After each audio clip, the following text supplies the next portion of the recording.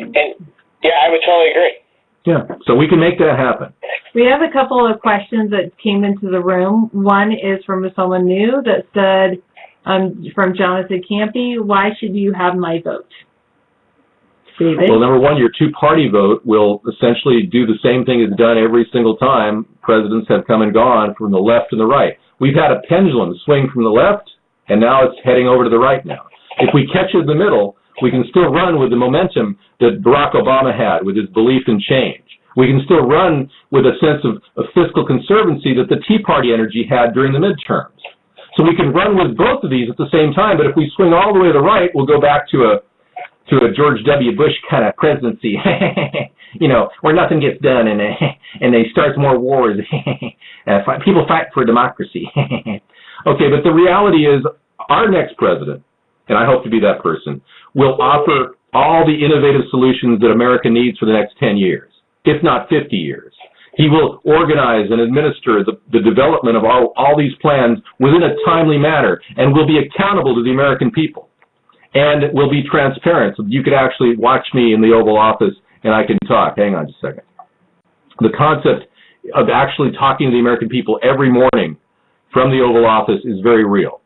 And I think I can be that president. I think I can be that person who can talk to you guys like this. There's my morning shot, 9:30 in the morning. I wake up. I talk for half an hour about what's going on during the day. We have a very vocal relationship. Right now you've got a guy who plays golf by himself, 100 holes, and doesn't want to talk to anybody.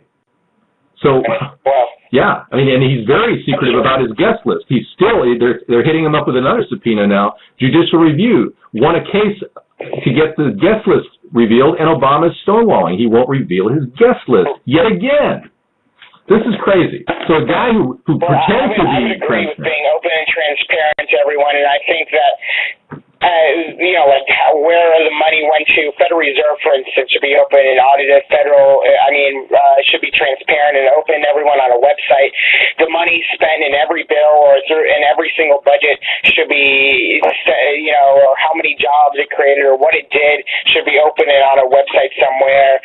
All the backroom deals should be televised on C-SPAN. So even if something goes, so the politicians will be pressured into not making bad deals, or if they do, the citizens can complain about it and not just say, oh my God, I never knew that happened because I didn't see it. Right. You know what I mean? I do think there are some things that are just inherently government that people don't have a right and don't need to know.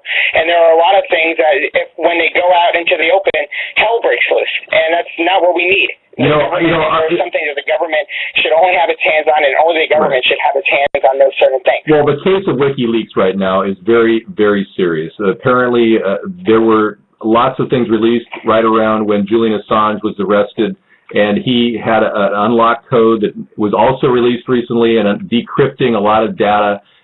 Stuff is coming out that's going to affect government operations, diplomacy. So I agree with you. There's a lot of things that need to be actually kept private between certain diplomatic actions between countries, but there's also a lot of concern about what wasn't seen, like all those photos of our country shooting innocent Iraqis in the streets outside of Baghdad. We didn't see that until WikiLeaks came to our rescue. So the American people are a little more informed due to WikiLeaks, but to what extent it's jeopardizing our security, I don't know. I can't assess that. Right.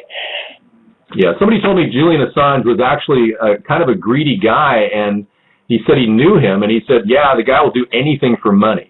So I don't even know if Julian Assange is really the real guy. I mean, he may very well be doing this for money, and it may be a cover-up operation of the CIA, or the Mossad, for that matter. I've never seen it before. I've never met him before. I don't know, but reality is the Mossad or the CIA could actually be behind WikiLeaks and Anonymous. Now, recently, Anonymous put out a bulletin board saying that everybody should join the forum. Well, everyone knows if you join a forum, you have to submit your email address. I mean, that's ridiculous.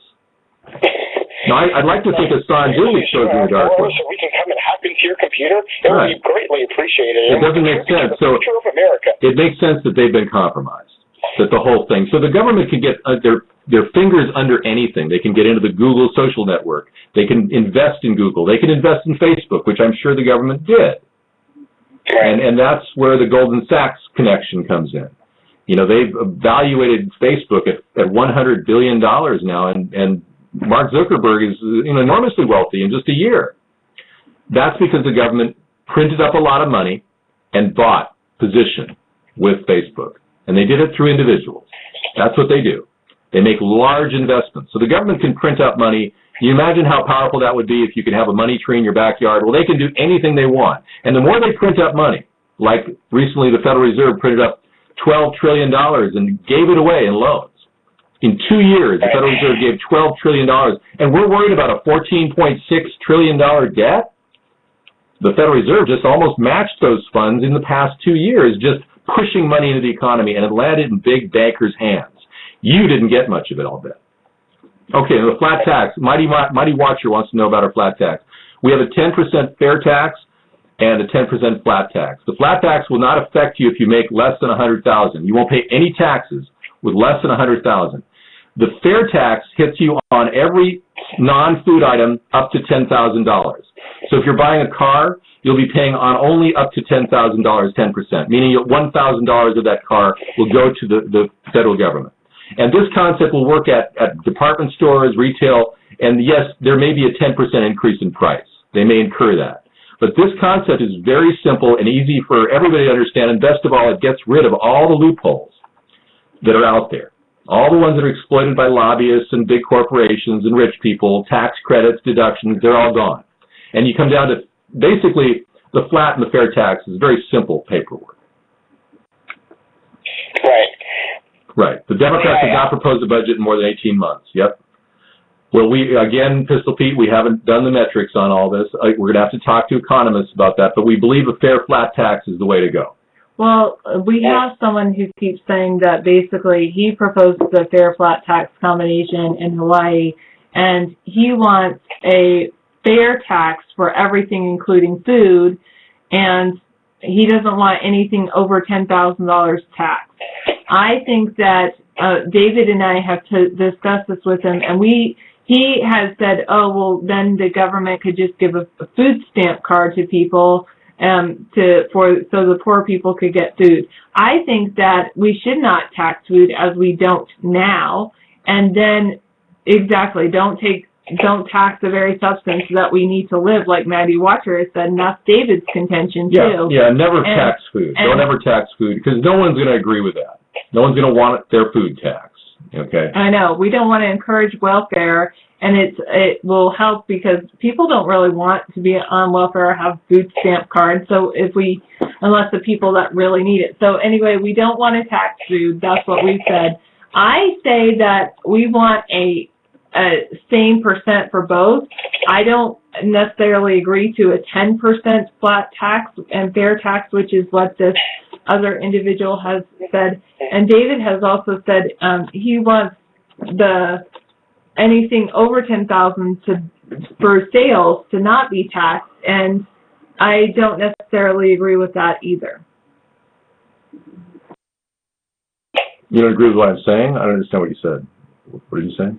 No, I'm not saying you agree with what I'm saying. Okay, great. I'm saying the other person. Yeah, we know the current progressive tax rate, and a lot of people are having problems with it. 35%. The problem with the current tax problems right now, one of the biggest problems, is that corporations, that most people don't realize, corporations have a 35% tax rate. However, they do not have to pay that tax as long as they keep the money overseas. Talk about a reason to outsource. It encourages them to invest overseas rather than actually bring in the money. Okay. On the grounds of simplification, Pistol Pete keeps asking about on what grounds. We're not stealing anything Obama ever did. In fact, Obama has taken our ideas, believe it or not.